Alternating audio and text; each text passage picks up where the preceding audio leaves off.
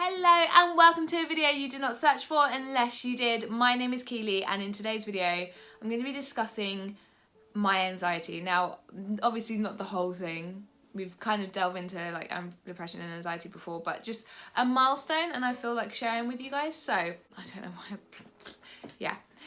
So if some of you guys don't know, when I'm filming this now will be 3 years to the day tomorrow of my dad's death. And when I say dad, if you haven't known and gone back, I was adopted by my grandfather and he raised me. I did not learn to call him granddad, I learned to call him dad, so naturally he is my dad. He raised me as his own and did for 18 years, so he is my dad, right?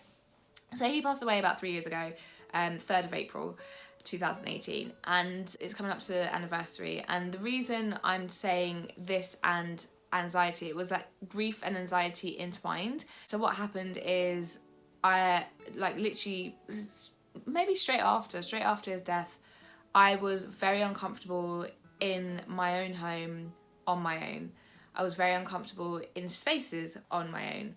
So the way to describe it, it was almost like reverse agoraphobia. So instead of being scared to go outside, I was scared to go inside in a space on my own. So I was unable to be in my own home on my own as an adult. I was unable to be alone in a workspace as well. So it got really, really bad actually. And it got to the point where I live in the city of London in the UK, and I, instead of being home on my days off from work with my children were at school and my partner was at work, I would be literally walking around London or going to spaces where there were lots of people.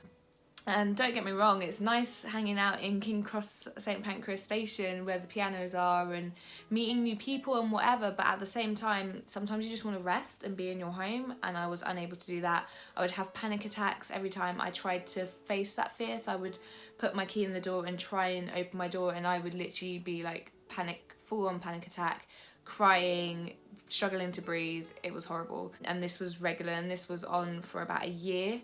It was terrible for about a year of doing that. And then we did some dog sitting, and that was the first time I think I was at home alone in the daytime on my own since my father had died. So we dog sat 2 dogs for 2 months, and I tell you, it made the world of a difference. It was almost like having another human around, almost having another human around with me. And I'm definitely an advocate for therapeutic animals. Obviously they weren't mine, they weren't loaned to me or anything, I was just looking after them, but they made such a huge difference to my life. And I think that was definitely a push for me to get our cat Pepsi, because it definitely helped me overcome a lot of things. But I still have not been home alone at nighttime. This is something that I feel like I would be comfortable with now.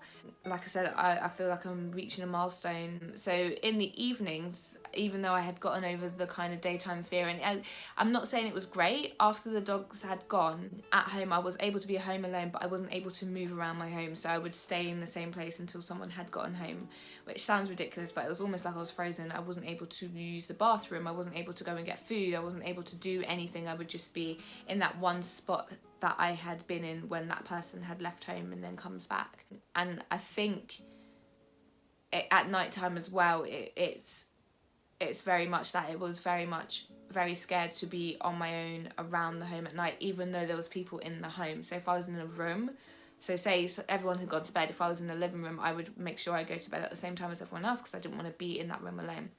Now what I think this stems from is I'm not religious. I'm a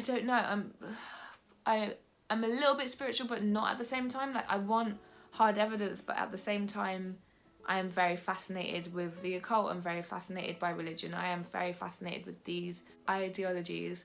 For me, I've read up on loads of things, and everyone has their different beliefs, and when someone dies, some people see that person, whether that's a hallucination or not, I don't know. Some people hear the voice. I know my mother said she heard my dad calling her. My children's grandmother said she saw her mother when she passed away. So there was so many different encounters, and I know that the road I grew up on, or the area I grew up on, the road opposite to me, a lot of children said they had seen the same ghost.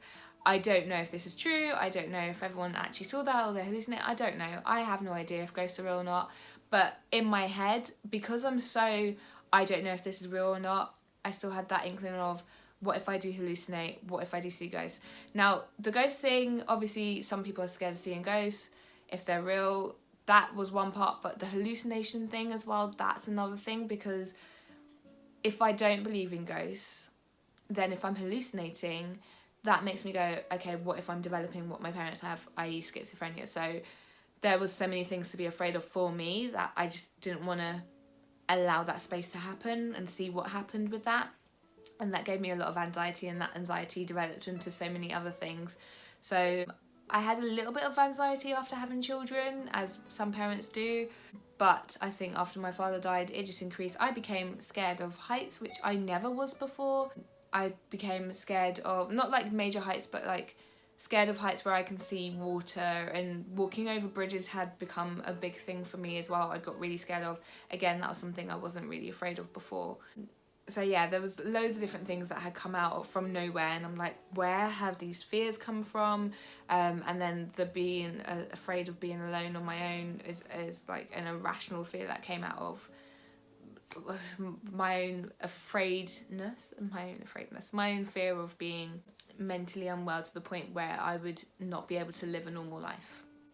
Now, I feel like I want to make this video, not only is it coming up to the 3rd anniversary, I think that's just a coincidence, but in the last few weeks, I have felt completely comfortable to be home alone and move around and be myself. I think the other day it hit, I was dancing around and singing out loud in the kitchen on my own in the house. Obviously I have the cat here, but I was on my own, and I haven't done that for 3 years. And it hit me in that moment. I was dancing, I was singing, and I was like, oh my God, I am allowing myself to enjoy my personal space, which is something I haven't done for a very long time. And if you are someone that suffers from any sort of mental health issue, when you overcome such a big obstacle, it feels like the weight has been lifted off your shoulders.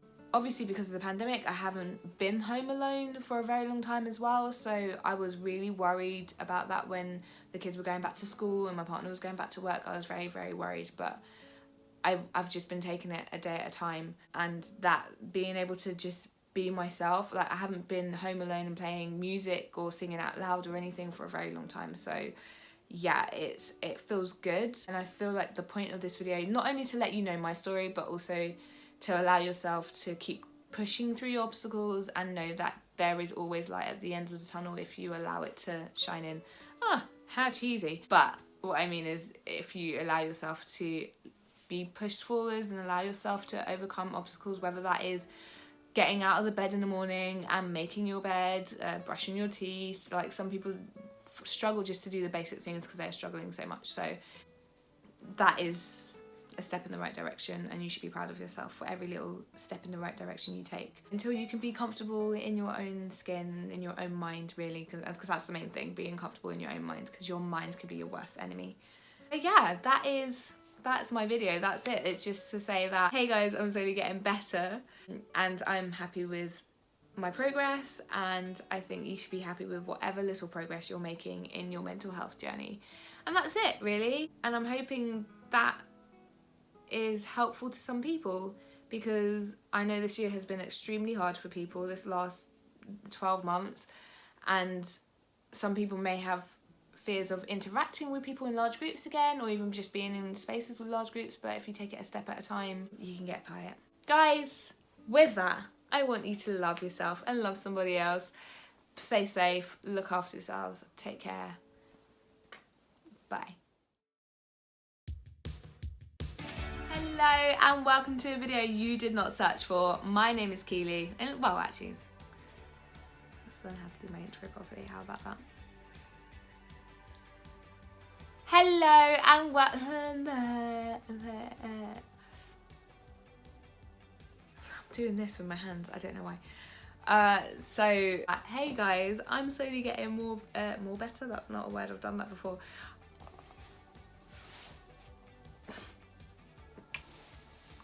Thanks for that marvellous introduction. You good? Oh. Can I flip your fans off? I don't have fans.